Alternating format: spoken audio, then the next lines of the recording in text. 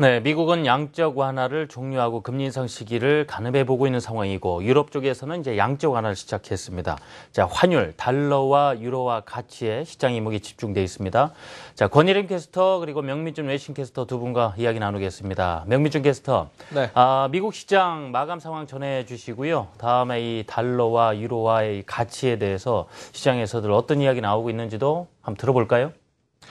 네, 뉴욕 증시 달러 강세 그리고 금리 인상에 대한 불안감으로 어제 급락세에 이어서 오늘도 하락하는 모습이었습니다.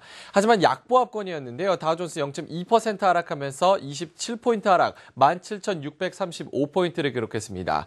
기술주 중심의 나스닥 그리고 S&P 500은 나란히 0.2%가량 하락했는데요. 나스닥은 9포인트 하락하면서 4,849포인트, S&P 500은 2,040포인트의 장을 마감하는 모습을 보였습니다. 자, 오늘 하루 흐름 함께 살펴보도록 하겠습니다. 오늘 롤러코스터 장세가 연출이 됐습니다. 위아래로 좀 변동폭이 심한 모습이었는데요. 결국은 저점 부근에서 약보합권에서 거래를 마치는 모습을 보였습니다. ECB의 본격적인 양적 완화는 호재지만 이 미국 거시경제 지표, 특히나 고용 지표에 대한 호조로 조기 금리 인상에 대한 우려가 맞물리게 되면서 달러 강세 지속이 되고 있는 상황입니다.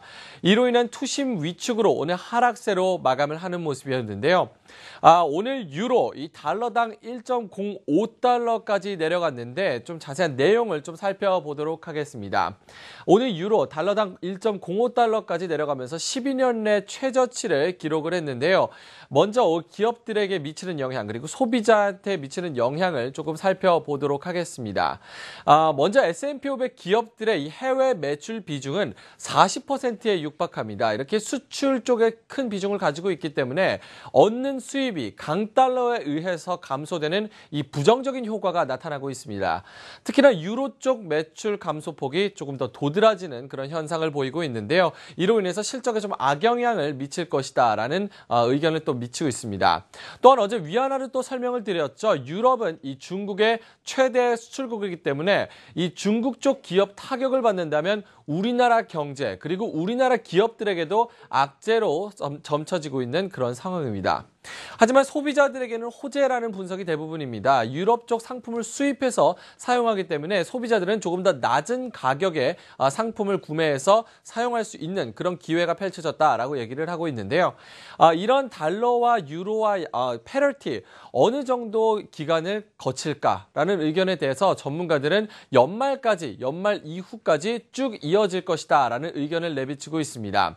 이 독일과 그리스 쪽에서는 경기 부양에 집중하면서 돈 풀기에 조금 집중하는 모습을 보이고 있고 연준 쪽에서는 긴축 정책을 펼치면서 연말까지 금리 인상을 할 것이기 때문에 달러가 1달러에 비해서 0.8유로까지 내려갈 수 있다라는 전문가들의 극단적인 분석도 계속해서 나오고 있는 상황입니다. 네, 유럽 쪽에서는 양적 완화 정책 그 효과에 대해서 참 기대를 많이 하고 있을 텐데 권예림 캐스터가 준비하셨죠? 네, 이 마리오 드라기 유럽중앙은행 총재의 돈 풀기가 과연 순항할 수 있을까요? 오늘 드라기 총재는 ECB의 통화 정책이 경기 회복을 뒷받침할 것이라고 강한 자신감을 내비쳤습니다. 오늘은 로이터 통신을 통해 마리오 드라기 총재와 전문가 코멘트 이어서 함께 들어보시죠. The fall in the sovereign yields of Portugal and other formerly distressed countries in spite of the renewed Greek crisis. This suggests that the asset purchase program may be shielding other euro area countries from contagion. That we can weather the storm, that we've got not only QE in place, but also those mechanisms we introduced post 2011-2012 that say that if one member leaves the Eurozone, it won't necessarily cause a domino effect. I think QE has been perhaps the icing on the cake there. 네, 이 드라기 총재는 자산 매입으로 인해 앞으로 물가 상승에 대한 기대감도 나타냈습니다. 드라기 총재의 자신에 찬 발언에 오늘 유로 달러 환율은 낙폭을 더 키우면서 12년 내 최저치를 기록하기도 했죠. 이 때문에 수출 기업들의 가격 경쟁력이 높아질 것이란 기대감도 확산됐습니다. 한편 전문가들은 양적 완화로 앞으로 유럽 경제가 난관을 극복할 수 있다는 장밋빛 전망을 내놓고 있는데요. 또 시중에 돈을 푸는 효과가 저금리로 이어지면서 대출 비용 부담도 줄어들기 때문에 이 부동산 투자자들이 유럽으로 눈을 돌리고 있다는 분석도 함께 나오고 있습니다. 네, 이번엔 미국 증시 업종별 특징 좀 살펴볼까요? 지금 달러 강세를 보이다 보니까 수출 기업들 상대 부담이 될 것이라는 얘기도 들리고요. 자, 금리 인상 이슈 때문인지 금융주가 좀 주목을 받고 있는 듯 보이군요. 들려주시죠. 네, S&P 500 섹터별 흐름 그래프로 좀 살펴보도록 하겠습니다. 말씀하셨다시피 금리 인상 우려, 금리가 인상이 되면은 금융주 같은 경우는 예대 마진이 늘어납니다. 그렇기 때문에 강세를 보였는데요. 오늘 스트레스 테스트 결과를 앞두고 금융주들이 또 0.6% 플러스권에서 거래를 마치는 모습이었습니다. 반면에 약세를 보였던 종목들은 필수 소비재 그리고 유틸리티주가 0.6%에서 0.8%까지 하락하면서 마감을 하는 모습을 보였고요. 자, 스트레스 테스트 결과가 1시간 전에 발표가 됐습니다. 이 31개 은행을 대상으로 실시한 2차 스트레스 테스트 결과 29개 은행의 자본 계획이 승인을 받았습니다. 하지만 도이체방크, 방커 산탄데르 같은 경우는 탈락했는데요. 뱅크 오브 아메리카 같은 게 경고를 받았습니다. 이 경기 침체 대응 능력에 조금 결함을 갖고 있었고 내부 통제 부문에서도 약점을 발견했다라고 밝히면서 다시 재제출하라는 자본 계획을 다시 제출하라는 그런 메시지를 받았습니다. 이외에도 골드만과 JP모건, 모건 스탠리 또한 자본 계획을 다시 제출하라라는 의견을 받았습니다. 자, 유럽 증시로 넘어가 보도록 하겠습니다. 유럽 증시 대부분 상승세로 마감을 했습니다. 영국 증시 0.3% 강보합권이었고요. 프랑스와 독일 증시는 2.3%에서 2.6%까지 강하게 치고 올라가는 모습이었습니다. 자, 유로화가 약세가 진행이 되면서 유럽 기업들의 이 수출 쪽에 호조를 보일 것이다라는 의견으로 오늘 강한 상승률을 보였는데요. 남부 유럽도 흐름이 좋았습니다. 스페인과 이탈리아 나란히 1.1%에서 2% 넘게 상승하면서 마감하는 모습을 보였습니다. 자, 상품 시장 짧게 살펴보도록 하겠습니다. 먼저 국채 같은 경우는 오늘 1.4% 하락했습니다. 이틀 연속 상승하면서 매도세를 맞았는데요. 이로 인해서 여기에 플러스해서 10년 만기 국채 입찰에 호조를 보였다는 점에서 국채 가격 상승 그리고 국채 수익률은 하락하면서 마감을 했습니다. 금 가격 같은 경우는 2015년에 최저치를 기록하면서 연일 하락세를 보이고 있고요. 오늘 유가는 WTI와 브렌트유 혼조세를 보였습니다. 브렌트유는 2%대 상승했지만 WTI는 약보합권에서 거래를 마쳤는데요. 미국 원유 재고가 주간 원유 재고량이 80년 내 최대치를 기록했다는 점에서 오늘 배럴당 48달러 선 초반까지 내려가는 모습이었고요. 달러 인덱스는 99.98레벨대까지 100레벨대 바로 목전에서 이 하락세로 넘어가면서 99.72로 현재 나타내고 있고요. 엔달러 환율 같은 경우는 122엔대에서 현재는 121엔대 중반까지 내려와 있는 상황입니다. 자, 이번에는 시장에서 나오는 말말말 살펴볼까요? 오늘 한국은행 금통위가 있는데 이에 대한 의견도 있군요. 권일임 캐스터. 네, 이 전 세계적으로 통화 전쟁이 가열되고 있습니다. 어제 태국도 1.75%로 깜짝 금리 인하를 하며 통화 전쟁 대열에 합류했는데요.